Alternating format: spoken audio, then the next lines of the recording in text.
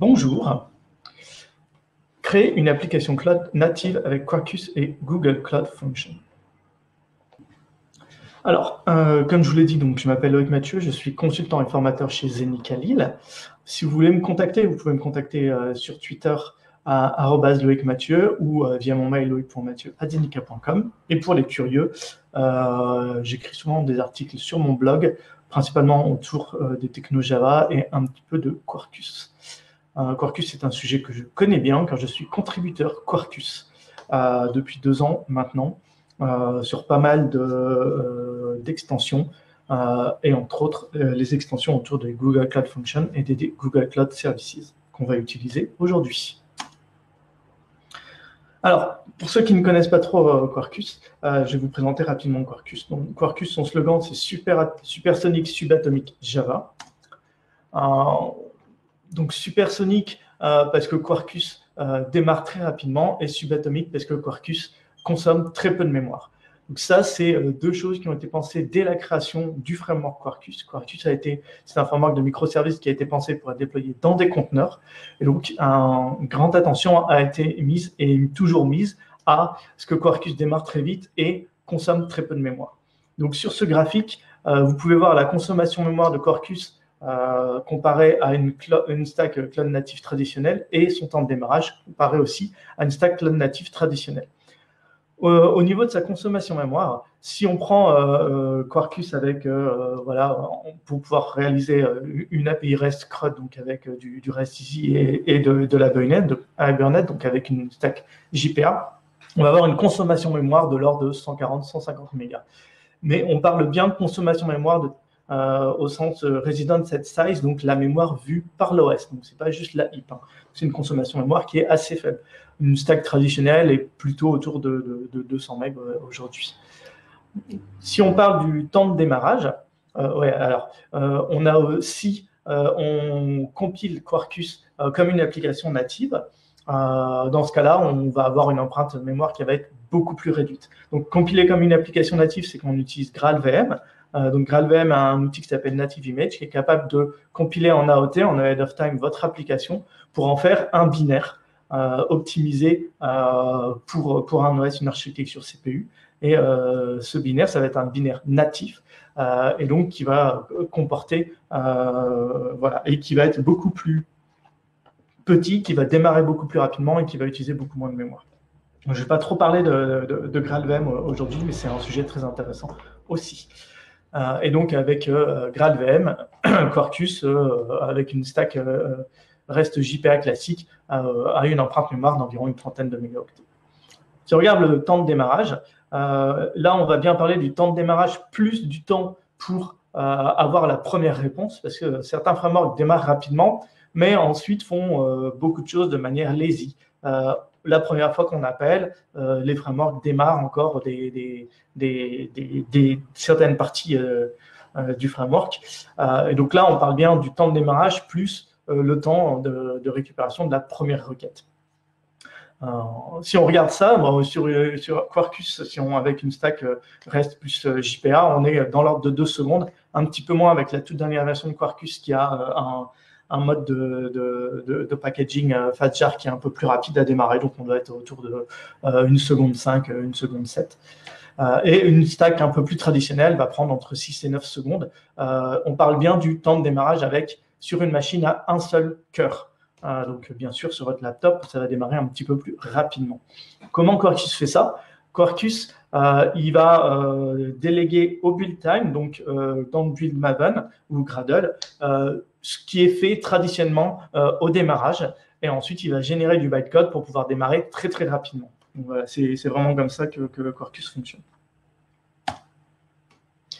Ce que j'aime bien avec Quarkus, c'est qu'il unifie les différentes manières de programmer. C'est-à-dire que vous voulez programmer de manière impérative, asynchrone ou réactif, vous allez en soi juste changer le type de retour de votre méthode. Là, c'est un exemple si on veut faire des web services REST. Mais grosso modo, dans toutes les parties du framework Quarkus, vous aurez toujours une expérience de programmation qui sera identique que vous choisissez de faire de l'impératif, de l'asynchrone ou du réactif. Quarkus est très centré sur le développeur. Un de leurs mantras, c'est Developer Joy. Et pour ça, il y a pas mal de choses qui sont mises en place. Donc, une configuration unifiée, du live reload, le moins de boilerplate possible. On n'a même pas de classe application en Quarkus. Et Quarkus facilite grandement la vie pour la compilation native. On a aussi, je ne l'ai pas mis, c'est dans les dernières versions aussi, un dev UI, donc une page qui est démarrée quand Quarkus démarre en mode dev, une page qui permet d'accéder à toutes les informations framework de Quarkus directement sur votre application. Easy Native Compilation, j'y reviens un peu parce que c'est intéressant. Certains frameworks ont un support de GraalVM et donc de la compilation native qui n'est pas à 100% pour toutes les extensions Quarkus. Toutes les extensions Quarkus sont compatibles GraalVM.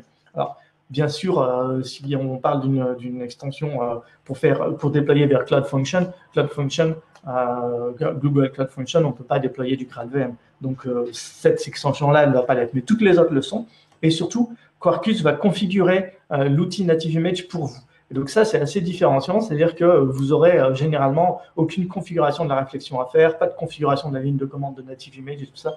Tout ça, c'est géré par Quarkus. Et donc, pour compiler en natif, Quarkus, il suffit juste d'utiliser un profil Maven différent. Donc ça, c'est vraiment top. Le live reload de Quarkus, il est vraiment bien aussi. Alors, Quarkus a remis à jour le live reload quand il est sorti. Quarkus est sorti il y a à peu près 2 ans. Voilà, les développeurs Java avaient un peu perdu l'habitude de faire du live reload. C'est quelque chose qu'on avait il y a pas mal d'années quand on déployait, par exemple, sur Tomcat et qui redémarrait automatiquement. Le live reload de Quarkus, il est vraiment ultra performant. Moi, je démarre mon application Quarkus le matin et puis, en fait, elle tourne toute la journée. Quoi que je fasse, le live reload va redémarrer mon application et j'ai jamais de problème de gestion de mémoire avec le live reload. Il est capable d'ajouter des extensions, des dépendances dans le pom.xml sans redémarrer l'application. On peut même changer de version de Quarkus sans redémarrer notre application. Donc, c'est vraiment bien. Ça redémarre très, très rapidement, quelques centaines de millisecondes. Et en plus, c'est un live reload intelligent. C'est-à-dire que là où certains live reload, dès qu'ils détectent un changement, ils redémarrent votre application. Là, il détecte un changement, il va redémarrer votre application que quand vous appelez votre endpoint HTTP, par exemple.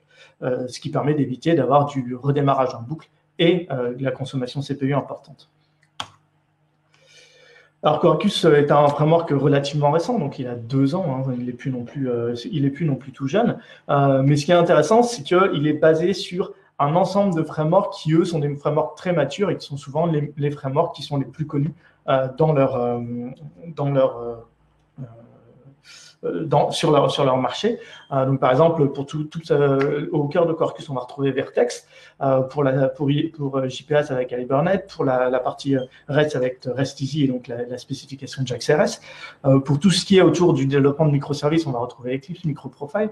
Donc, en fait, quand vous utilisez Quarkus, en fait, vous vous basez sur des standards et vous vous basez sur des librairies qui sont des librairies qui sont très matures et très, très utilisées par tout le monde. Donc, en fait, vous manipulez des choses qui sont généralement déjà connues par les développeurs. Alors, c'est fini pour la petite présentation de Quarkus. Maintenant, parlons un petit peu Cloud Native.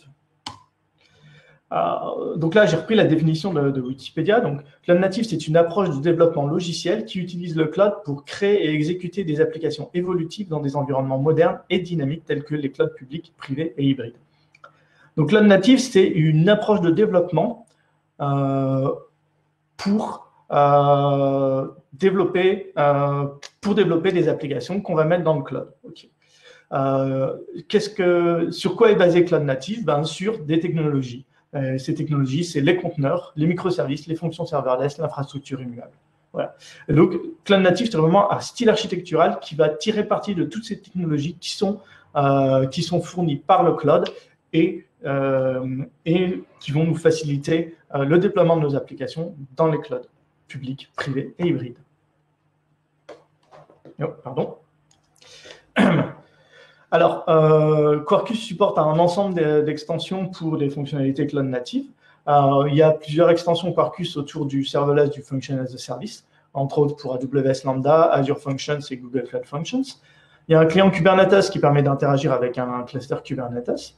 On a de la génération de ressources Kubernetes et OpenShift possible via Decorate. Donc, vous mettez juste quelques options de configuration dans votre fichier de config qui va générer les ressources Kubernetes pour vous.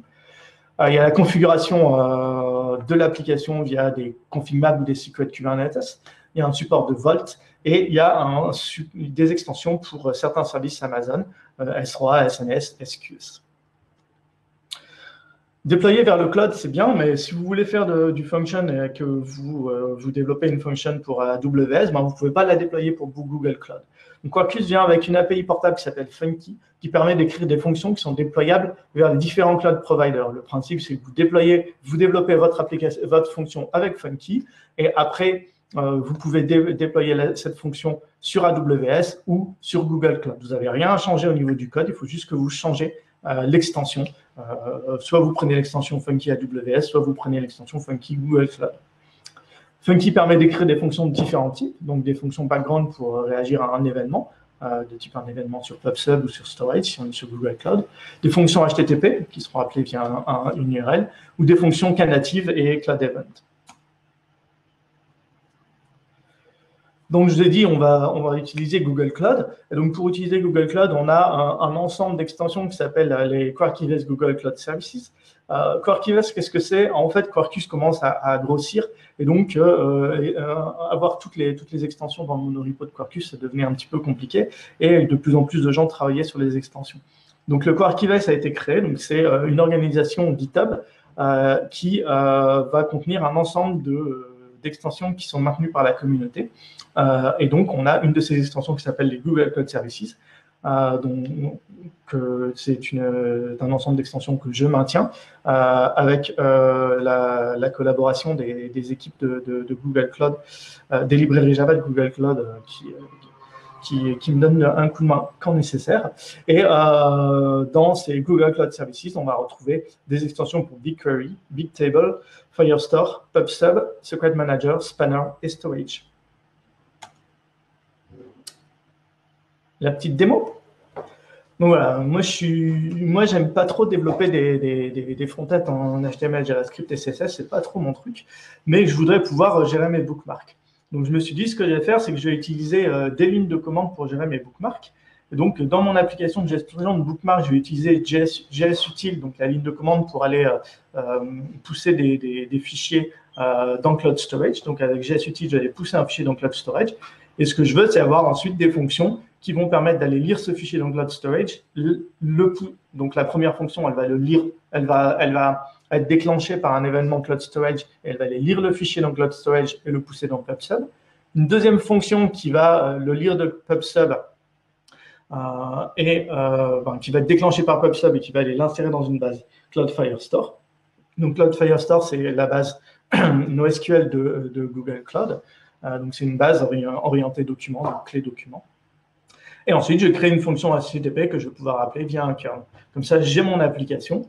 Mon interface utilisateur, c'est JSUtil pour créer des bookmarks, curl pour aller les récupérer. Et j'ai 3 fonctions Google Cloud.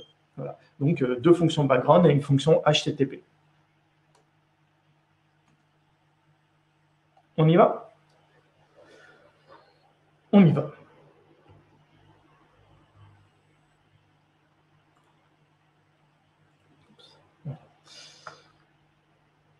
Donc là, j'ai mes 3 fonctions. Donc, je vais vous montrer un peu à quoi ressemble une fonction. Donc, la première fonction, c'est la fonction ici là, pour aller, qui va être déclenchée par un événement Cloud Storage, qui va aller chercher le fichier qui a été uploadé dans Cloud Storage et qui va aller l'envoyer sur un topic PubSub. Donc, c'est une fonction de type background.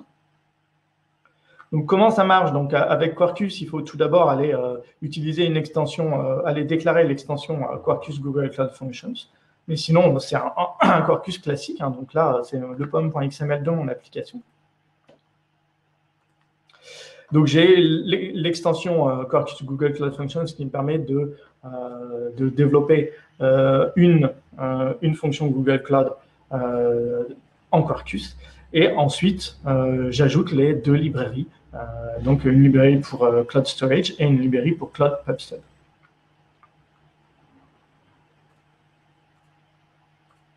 Une fois que j'ai ça, je vais pouvoir aller développer mon application, ma background function. Donc, là, en fait, avec l'extension Cloud Function de Quarkus, on va implémenter la fonction avec les API Google. Hein, donc là, c'est l'API Google Cloud Functions. Donc, je vais définir une background function comme on l'aurait développé sans Quarkus, en fait. Hein. Et c'est une background function qui va être déclenchée par un événement storage event. Storage event, c'est juste un POJO que j'ai créé basé sur la description du storage event de Cloud Function. Donc ça, c'est une implémentation standard. Et pour que Quarkus puisse découvrir cette fonction, je vais ajouter une annotation CDI Application Scope qui va permettre d'intégrer cette fonction en tant que bin dans le conteneur CDI de Quarkus. Et comme ça, Quarkus va être capable de la découvrir. Donc là, la fonction, elle ne fait pas grand-chose. Là, j'ai juste un petit info, un petit log pour l'instant. On va déjà déployer cette fonction, si vous le voulez bien. Donc la première chose, c'est packager mon application. Donc je vais faire un MVN package assez classique. Le package de mon application va créer un Uberjar qui contient toutes les librairies et mon code applicatif. Et cet Uberjar, il va être mis dans un répertoire unique qui s'appelle Deployment.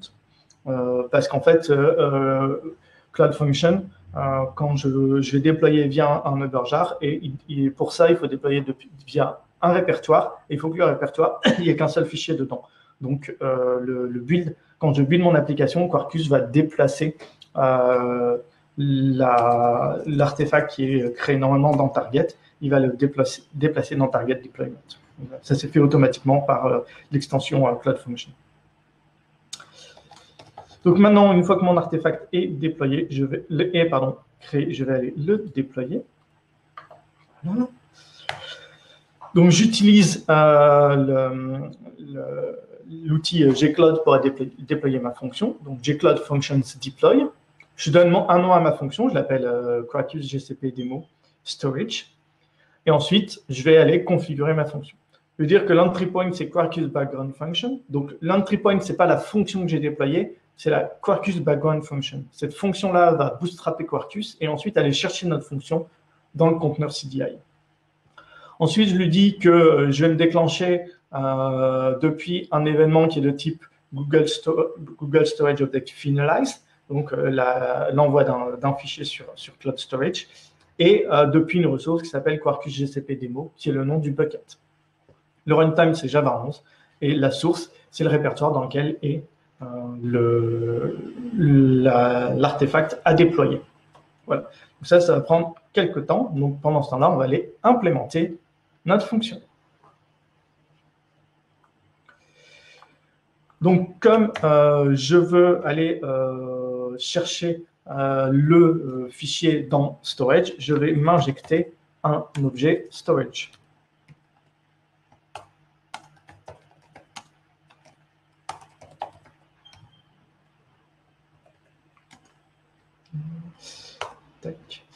Donc, en fait, en ayant intégré la librairie Cloud Storage, j'ai un objet storage dans la factory, dans le conteneur CDI de Quarkus. Première chose à aller faire, c'est aller chercher le bucket. Donc, je vais récupérer le bucket dans lequel sera mon fichier. Et puis ensuite, je vais aller récupérer un blob, c'est comme ça que ça s'appelle. Donc, l'objet pour lequel j'ai reçu un événement. Voilà. Ensuite, cet objet, je vais l'envoyer dans PubSub. Donc, le code pour envoyer dans PubSub, c'est un petit peu compliqué. Donc, j'ai fait un petit helper. Et donc là, je vais lui envoyer mon blob. Je vais passer le get content parce que ce qu'il veut, c'est le tableau de byte. C'est ça qu'il va envoyer à PubSub. Et donc, j'ai besoin du nom du projet. Et donc, le nom du projet, je l'ai dans mon fichier de config. Donc, j'allais le chercher dans le fichier de config. Voilà. Donc là, j'utilise ça c'est du Quarkus standard pour aller s'injecter une option de configuration. Donc là, je vais vous montrer rapidement le code PubSub. C'est un petit peu compliqué. On va créer un topic, un topic name. On va créer un publisher qui va permettre de publier dans le topic. Ensuite, avec les données, je vais aller créer un byte string, puis un message. Et ensuite, je vais aller publier ce message dans le topic. Ça me retourne une API future sur laquelle je peux ajouter des callbacks pour savoir si tout s'est bien passé. Voilà. Donc, ça, c'était le code de PubSub. Donc, une fois que là, ma fonction, elle va donc, quand elle va être déclenchée sur un storage event, je vais récupérer le nom de l'objet en question. Je vais aller récupérer l'objet, ici, et ensuite, je vais envoyer le contenu de l'objet dans un topic PubSub pour que ma deuxième fonction puisse le créer. Donc, en attendant, là, on a vu que la première version de ma fonction, donc celle qui ne faisait rien, s'est déployée. Je vais aller récupérer les logs. N'hésitez pas à poser des questions au fur et à mesure, si vous voulez, dans le chat. Donc, qu'est-ce qu'on voit dans les logs? Donc, dans les logs, on voit que ma fonction a bien été appelée, donc ça, c'est déjà bien. Et on voit le temps de démarrage de Quarkus. Donc là, ma fonction dans Quarkus a pris 1 seconde à démarrer pour un temps total de démarrage. Alors, pardon, Quarkus a pris 1 seconde à démarrer pour un temps total de démarrage de ma fonction de 2 secondes 2. Le reste du temps étant pour démarrer le conteneur de fonction de Google Cloud Function, qui est un serveur Jetty. Voilà. Donc là, comme j'ai changé le code, je vais aller redéployer.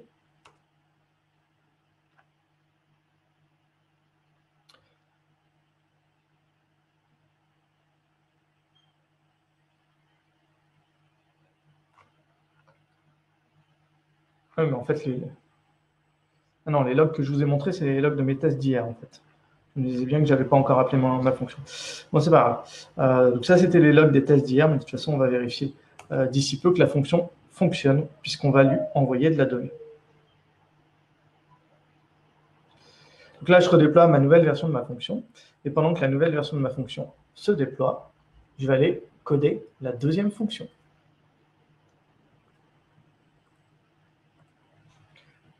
Donc ma deuxième fonction, c'est ma fonction PubSub. Donc elle va être déclenchée via un message envoyé dans le topic PubSub. Elle va recevoir ce message et elle va prendre la donnée qui est dans le message et l'insérer dans une base Cloud Firestore. Donc c'est encore une fonction background. Donc si on regarde mon POM, ben, j'ai la même librairie, donc Quarkus Google Cloud Functions, qui va me permettre de faire une background function. Et j'ai la librairie Firestore qui va me permettre d'insérer la donnée dans Firestore. Si on regarde l'implémentation, ben c'est comme de l'autre côté, j'aurai une demo pub function qui va implémenter background function, donc qui vient de l'API Google Cloud. Et cette fois-ci, je vais être déclenché par un PubSub message qui, encore une fois, est un POJO qui a été créé depuis la description de l'événement de PubSub. Dans cet événement PubSub, entre autres, on a les données qui viennent du topic PubSub. Ces données, elles sont encodées en base 64. Et donc, la première chose que je fais, c'est que je les décode en base 64. Et donc là, pour l'instant, ma fonction, la seule chose qu'elle fait, c'est qu'elle log dans la console le message reçu. J'ai déjà allé faire un premier packaging de ma fonction PubSub et aller la pousser dans Google Cloud. Et la déployer, pardon, sur Cloud Function.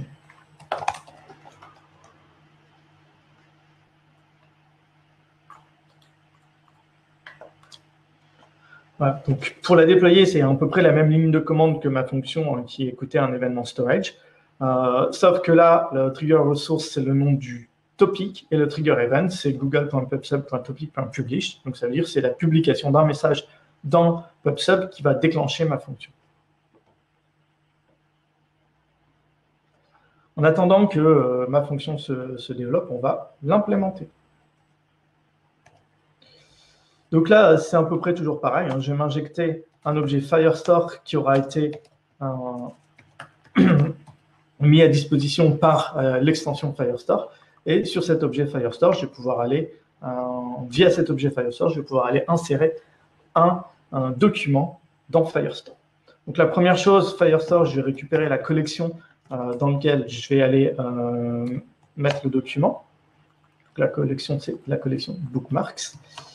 Et après, que je regarde mon anti-sèche.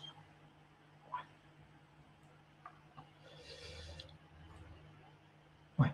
Alors, je vais avant ça déjà aller récupérer un Pojo. Donc, je vais désérialiser mon message dans un objet bookmark avec, via un object mapper de Jackson. Et après, sur ma collection, je vais pouvoir aller créer un objet. Donc, pour créer un objet, je vais créer un document. Quand on crée un document, on peut lui donner un identifiant. Donc, c'est un pass dans le jargon Firestore. Et ensuite, on fait set pour aller mettre le contenu. Et donc là, je vais mettre comme contenu mon Pojo qui va être sérialisé par l'API Firestore. Et j'appelle .get puisque c'est de la synchrone. Je récupère une future, donc je fais .get sur ma future.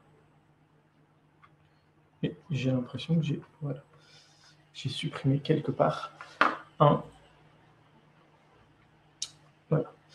Donc voilà, c'est pas plus compliqué que ça, l'utilisation de Firestore. Donc c'est une base NoSQL. Le principe, c'est clé, donc c'est l'identifiant, value, le bookmark lui-même, et il s'occupe de faire la sérialisation automatiquement dans le format attendu par Firestore.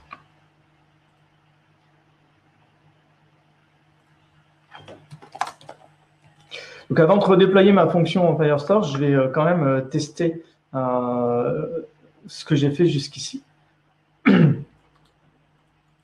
Donc pour tester, comme je l'ai dit, j'ai utilisé l'outil GSUtils qui permet d'aller pousser des fichiers locaux dans un bucket Firestore. Donc je vais pousser un fichier local qui est un JSON qui contient un bookmark sur le bucket Quarkus GCP démo.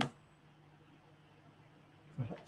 Je peux vous montrer ce fichier, c'est un bête JSON, voilà, qui contient un ID, un URL, un titre et une description. Et donc là, normalement, si je regarde mes logs, je devrais avoir le log comme quoi le message a bien été reçu sur ma fonction Firestore. Alors, comme mes logs sont encore d'hier, je vais regarder sur la console gcloud plutôt.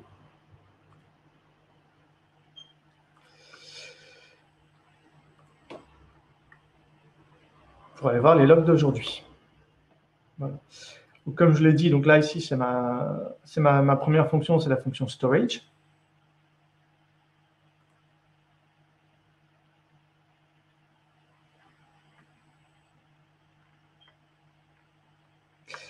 Et on a bien ici les traces de ma fonction storage, donc qui a bien reçu un storage event et qui l'a publié.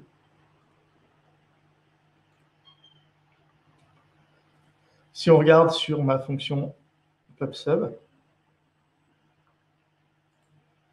pour voir s'il a reçu mon événement, là on voit bien que la fonction PubSub, elle a écrit dans le log le JSON, donc elle l'a bien reçu. Bon bah super, c'est que ça marche.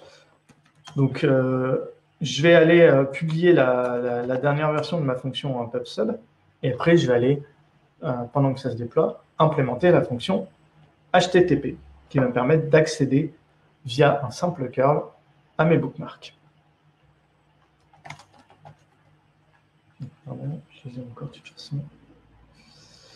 Voilà.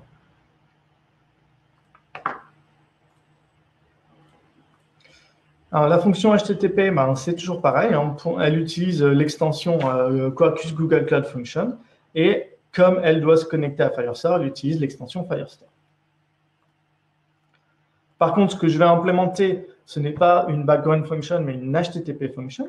Donc, toujours une HTTP function qui vient de l'API Google Cloud Functions. Donc, l'implémentation d'une HTTP function, c'est comment? Ben, c'est une fonction service qui reçoit une HTTP request et une HTTP response.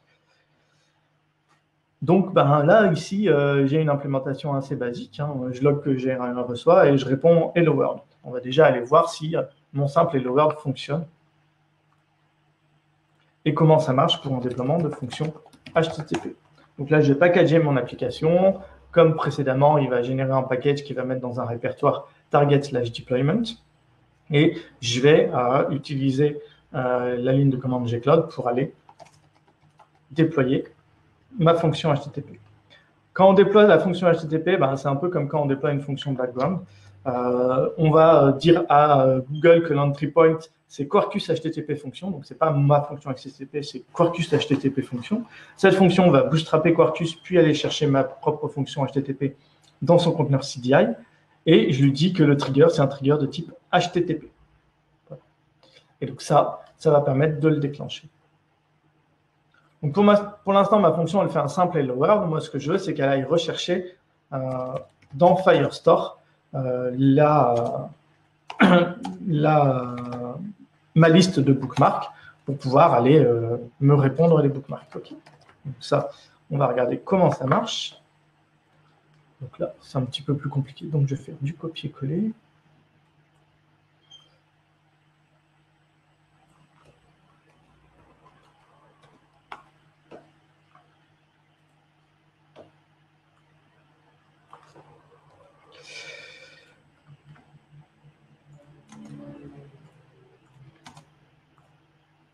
Alors, bon là, je crée une liste vide pour aller stocker mes bookmarks. Je récupère une référence vers la collection. Hein, donc, c'est ce que j'avais fait aussi précédemment. Donc, je récupère la collection Firestore, donc qui est ma collection bookmark. Je liste tous les documents de la collection. Ça me donne des documents de référence. Sur chaque document de référence, je fais un get pour récupérer le document, ce qui me retourne une future, où je fais un get pour récupérer la valeur de la future. Ça me retourne mon document. C'est un document snapshot. Ensuite, je vais créer un bookmark, un objet bookmark depuis mon document, et je vais ajouter cet objet bookmark dans ma liste des bookmarks. Le bookmark from, donc c'est juste une petite fonction helper qui va me permettre de créer un bookmark et de remplir les champs du bookmark avec les champs du document Firestore. Voilà, donc c'est pas très compliqué. Une fois que j'ai ma liste des bookmarks, eh ben, je vais aller écrire dans la réponse la liste des bookmarks. Et donc là, encore une fois, je vais aller utiliser Jackson pour aller sérialiser ma liste des bookmarks.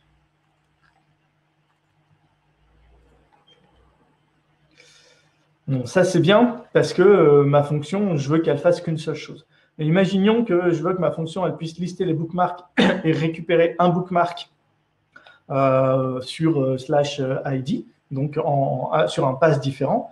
Ben, ça voudrait dire ici qu'il faut que je fasse http request.getPass et ensuite que je fasse un if, donc que j'implémente un routeur au sein de ma fonction. Donc là, ce serait un petit peu compliqué. Okay. Et donc, c'est un peu les limites d'utiliser juste l'API Google Cloud quand on veut faire des fonctions, c'est que on va faire que des fonctions très, très simples.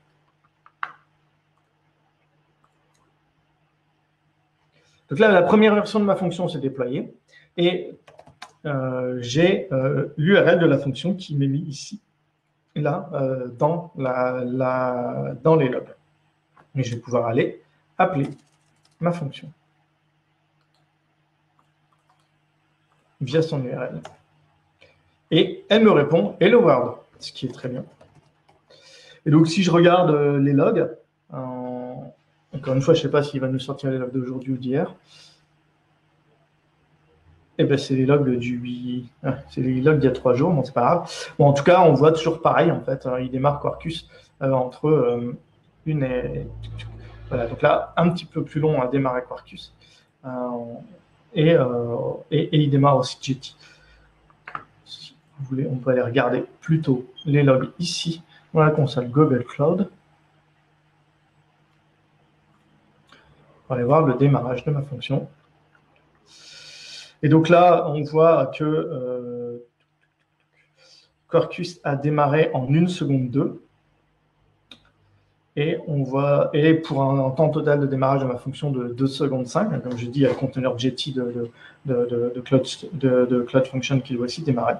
Et donc ma fonction a été appelée, et donc là, la fonction, elle a juste appelé le endpoint. Voilà, c'était juste avec un log. Maintenant, je vais aller déployer manuellement version de ma fonction HTTP.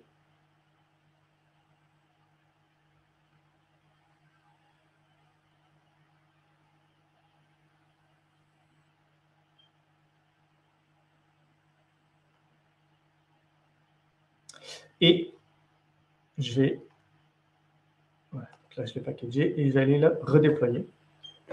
Et on verra si, oui ou non, je vais récupérer mes bookmarks. Donc là, on croise les doigts pour que tout fonctionne.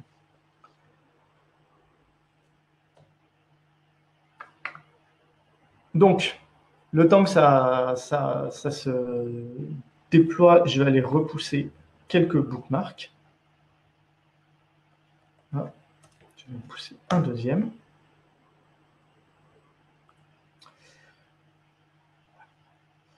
Donc, on attend, ma fonction va se déployer.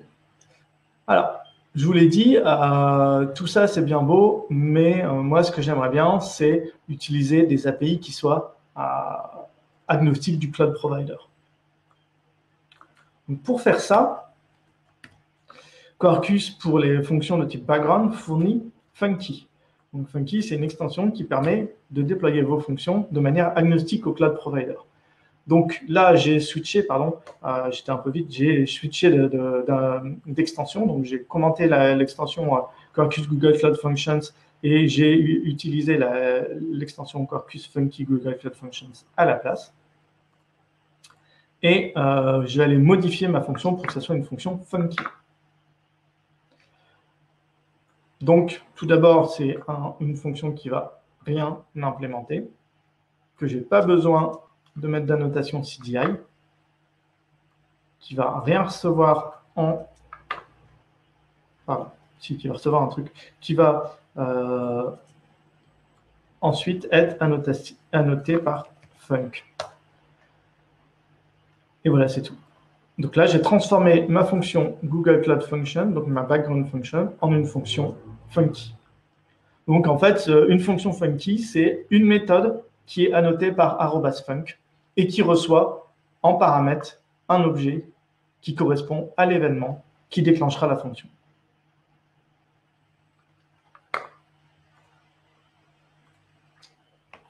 Je vais aller déployer donc cette nouvelle version. Et ensuite, on va aller voir la fonction HTTP qui a été déployée maintenant, et on va aller voir si elle marche.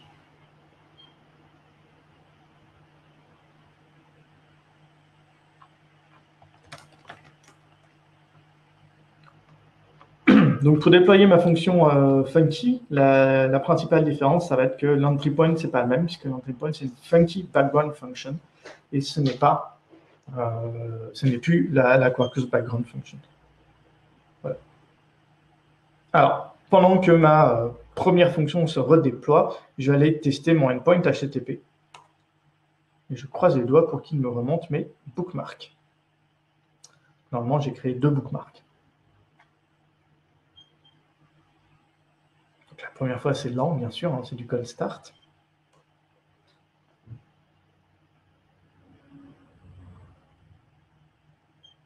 Voilà. Et donc, j'ai que le deuxième bookmark. Donc, je n'ai pas dû pousser le premier dans Firestore. On ira repousser le premier bookmark plus tard. Donc, ma fonction funky, elle se déploie tout le temps. Donc, je ne vais pas faire transformer la fonction pubsub en funky, parce que ce serait la même chose. Par contre, je vais aller regarder ce qu'on peut faire avec les fonctions HTTP. Donc, ma fonction HTTP, ce que je peux faire, c'est utiliser une des stacks HTTP de Quarkus. Donc, je vais commenter mon extension Quarkus Google Cloud Functions. Et à la place, je vais utiliser une extension Quarkus Google Cloud Functions HTTP. Cette extension, elle permet de faire un bridge entre le runtime Cloud Function et la stack HTTP de Quarkus. Et donc, après, je vais pouvoir aller utiliser l'extension une extension HTTP de Quarkus. Donc là, j'utilise REST-Easy pour pouvoir faire un web service REST, donc on peut pouvoir faire développer un web service via JAX-RS, mais je pourrais utiliser Reactive Route si je veux faire des Reactive Routes, je pourrais utiliser Spring Web si je veux faire du Spring Web, ou Undertow si je voulais faire une servlet. Qui sont les différentes manières de faire de l'HTTP. Donc, je vais transformer mon HTTP fonction en un web service JAX-RS. Pour ça, il faut que j'ajoute la notation pass.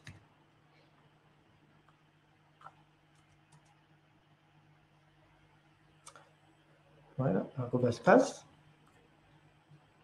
Et ensuite, là, ma méthode, je veux dire que celle-ci, elle répond en get. Donc après, c'est une méthode JAX-RS standard. Donc, bien sûr, je peux directement retourner ma liste des bookmarks. Et ce sera JAX-RS qui va les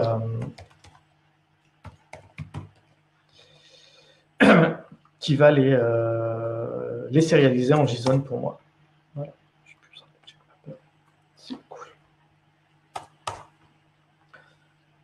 Ce qui est super à ce niveau-là, c'est que si jamais je voulais implémenter aussi le get d'un bookmark unitaire, je pourrais le faire très facilement. Il suffirait de faire une nouvelle méthode get qui me retourne un bookmark.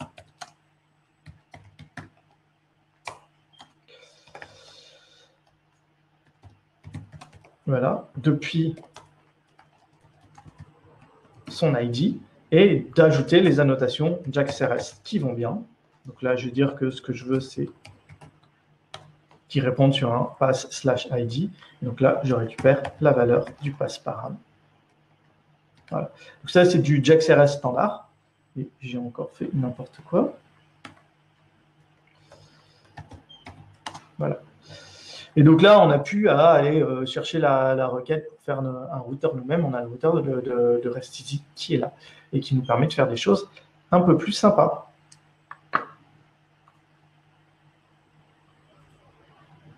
Je vais aller redéployer ma fonction HTTP, donc, qui maintenant est implémentée via du JAX-RS standard. Et donc, ce qui est bien, c'est que cette fonction HTTP, si je décide tout d'un coup de ne plus la déployer dans Cloud Function, mais de la déployer sur Cloud Run, en fait, c'est une fonction, le code, c'est du JAX-RS standard. Donc, ça peut aussi tourner en local, ça peut, voilà, on peut en faire ce qu'on veut. Donc, ça, c'est vraiment le grand intérêt d'utiliser les frameworks HTTP fournis par Quarkus à la place de l'API propriétaire de Cloud Storage, de Cloud Function.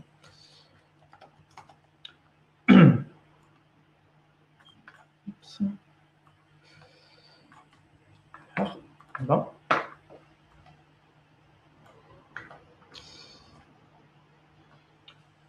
Donc là, j'ai déployé ma fonction. Donc, c'est une fonction HTTP qui va utiliser REST-Easy. Et donc là, encore une fois, c'est pareil que quand je suis passé d'une background function standard à une fonction funky. Là, je dois utiliser la Quarkus HTTP function de l'extension Quarkus GCP Functions HTTP.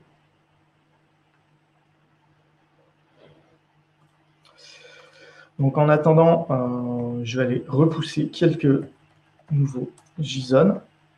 Tac. Je vais aller pousser mes 3 bookmarks et on va attendre que ça se déploie pour valider que tout fonctionne sur notre application.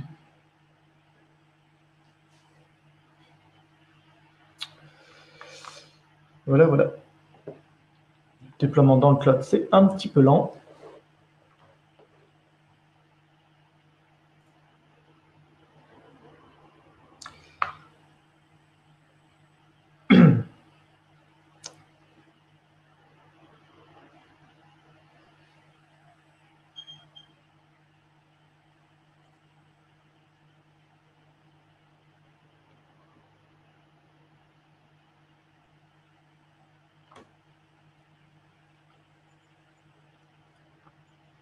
Alors, ça devrait plus être très très lent.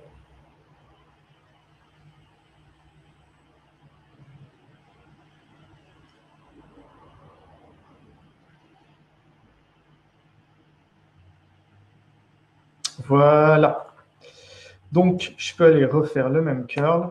Et là, normalement, il devrait me remonter mes 3 bookmarks. Et j'ai bien mes bookmarks 1, 2 et 3. Ce qui veut dire que mes 3 fonctions fonctionnent. Voilà. Donc, c'est pas ça. Voilà.